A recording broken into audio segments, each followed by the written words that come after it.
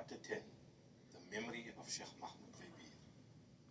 No summer's bloom, a polar night of icy harshness and darkness awaits us, no matter who triumphs now. When I met the learned Sheikh again at the appointed time, I greeted him with the ritual greeting of Assalamu alaikum.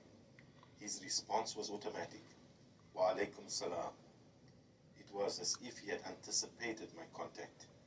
I sensed sadness in his eyes. Despite the sadness, the teacher in him was hungry to engage a student. I was willing as a student. In this environment, I had to change my role as an ever-questioning critical student to the role of an unquestioning student that my Muslim world demands. I was to listen to truth and faith statements as all that we pour forth would be supported by the Quran. There is no room for critical thinking here, as the ontology is firmly supported by the episteme of the God. However, the conversation that continued was beyond my expectations. Sheikh Vebeer's Arabic was perfect. His English was limited. We decided to continue in German. I complained to him that it seemed to me that the Wahhabis, the Sunnis, and the Shi'i were disputing events in history. It was as if they were venerating history and were willing to maintain sectarian divide based on history. In the end, it was all about worshipping history. I asked his opinion on the matter. If you have time, I will explain it all, he said. Of course I have time, was my response. Here is what he first said to me. Let me paint the structures of Islam first, and then maybe you will be able to decide for yourself what orthodoxy and orthopraxy means in Sunni, Shi'i, or the Wahhabi versions of Islam. I quickly inquired what version of Islam interested him. Instantly he replied, I follow the version that is available on the day. This was interesting, I thought, as I figuratively rubbed my hands together in anticipation. I was virtually drooling with my eyes fixed on this heretic. Islam, he continued, is a Near Eastern monotheistic tradition in which Old Testament, Jewish, and Christian elements are evident. Very early on in its development, Islam incorporated certain Jewish rituals that soon morphed into a religion very different from Judaism. The Sheikh pointed out that the Prophet of Islam had asked his early followers to fast with the Jews over Yom Kippur, and that the early believers faced Jerusalem for the first couple of years before they were asked by the Prophet to change direction and face Mecca during the prayer rituals. During the initial phase of Islam, the tradition developed within the busy commercial center of Mecca. But since the Prophet had difficulties in convincing the elites about his religious message, the Prophet Muhammad had to withdraw from the Meccan world and its commercial orientations. In Medina, the Sheikh continued, the religion transformed from its pure form into an Arabic warrior religion and later into a religion with strong emphasis on status. Think about the early followers of Islam, he challenged me, like Abu Bakr and Umar, who helped make the message of the Prophet successful. These men were all members of powerful families, and for the next couple of 100 years, Islam's religious elites were all members of political elite families. The early Muslims in their jihad, or holy wars, were not fighting to necessarily convert people. Rather, the main purpose of war was to subjugate the people of the book, to humbly pay the taxes and tributes due to the Muslim army. This method assured Islam's growth to the top of this world's social scale. Yes, the Sheikh continued, the goal was to gain as much material from other religions. Islam, he continued, is the religion of masters during the early centuries. Spoils of war are important in its decrees, in the promises, and above all, in the expectations characterizing especially the early period of the religion. The ultimate elements of its economic ethic were purely feudal. The most pious adherents of the religion in its first generation became the wealthiest, or more correctly, enriched themselves with military booty, in the widest sense, more than did other members of the faith. His historical knowledge was sound, but I thought the Sheikh was bordering on profanity. I struggled to find challenges to the Sheikh's scathing analysis at this point and decided to let him continue with his diatribe. Drinking warm water before bed resets blood sugar levels and reverses type 2. Thousands of people are apparently regaining control of their blood sugar every night as they sleep. The role played by amassing wealth due to spoils of war and from political enlargement in Islam stands directly opposite to the role played by wealth in the Puritan religion. The Muslim tradition proudly shows off with pleasure the perfumes, luxuries, and beard coiffure of the pious. The saying that when God blesses a man with prosperity, he likes to see the signs thereof visible upon him, made by the Prophet, according to tradition or hadith, to the rich who appeared before him in ragged attire, stands directly opposite to the Protestant economic ethic and fits well with feudal conceptions of status. The Sheikh continued, this saying would mean, in our language, that a wealthy man is obligated to live in keeping with his status. In the Quran, the Prophet is represented as completely rejecting every type of monasticism, though not all forms of asceticism. The learned Sheikh Babir had to take Zamzam before he could continue. I took the opportunity to open up with a battery of questions. How is your appetite? Do you suffer any stomach problems? And very slowly I added, any sexual problems? The Sheikh had a way of getting to the root of the ideas that underpin the religion. He must have spent many years analyzing Islam, I thought.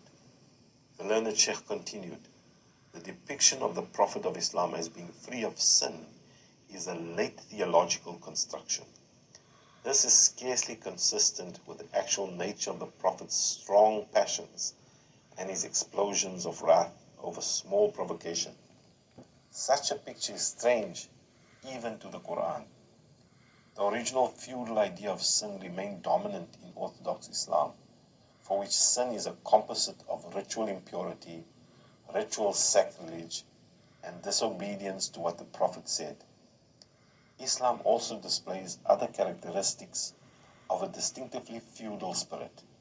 The obviously unquestioned acceptance of slavery, serfdom and polygamy, subjugation of women, the essentially ritualistic character of religious obligations, and finally, the great simplicity of religious requirements and the even greater simplicity of the modest ethical requirements.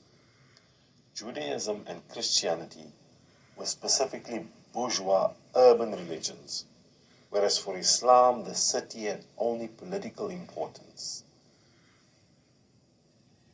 Islam seemed to be, but was not brought any closer to Judaism and to Christianity in decisive matters by such developments as the formation of the order of dervishes.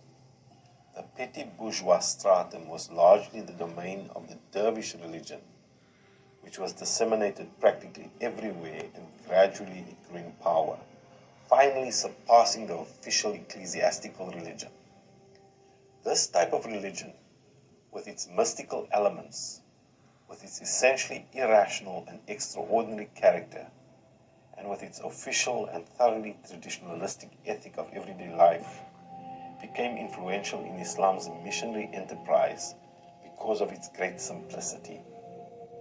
It directed the conduct of life into paths whose effect was plainly opposite to the methodical control of life found among Puritans.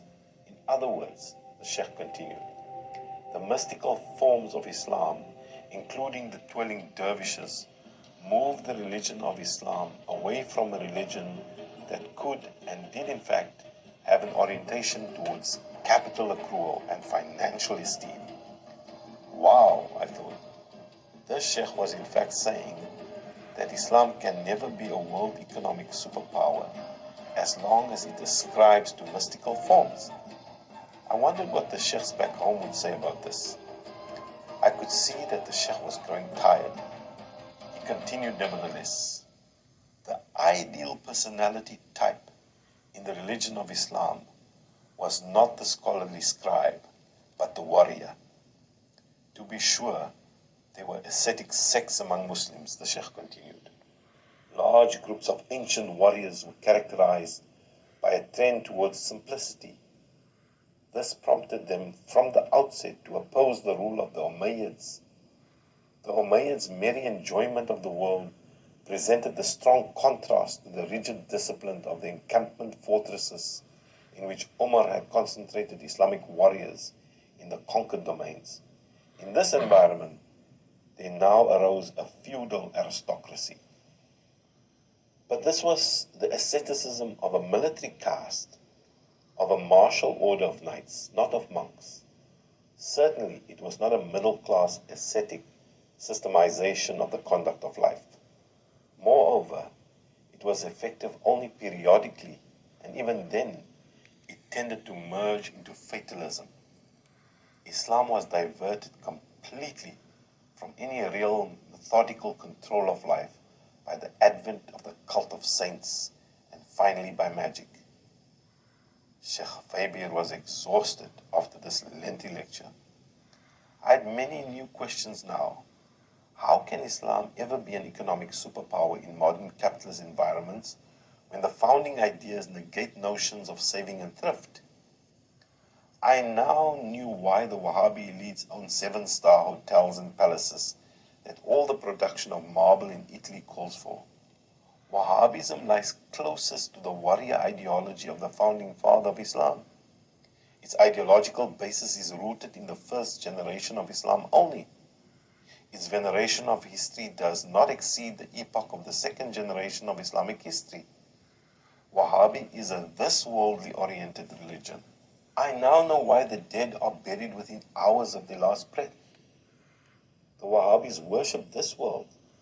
Their notion of the afterlife, in accordance with the philosophy of the generation of the Prophet, has a limited development of an eschaton.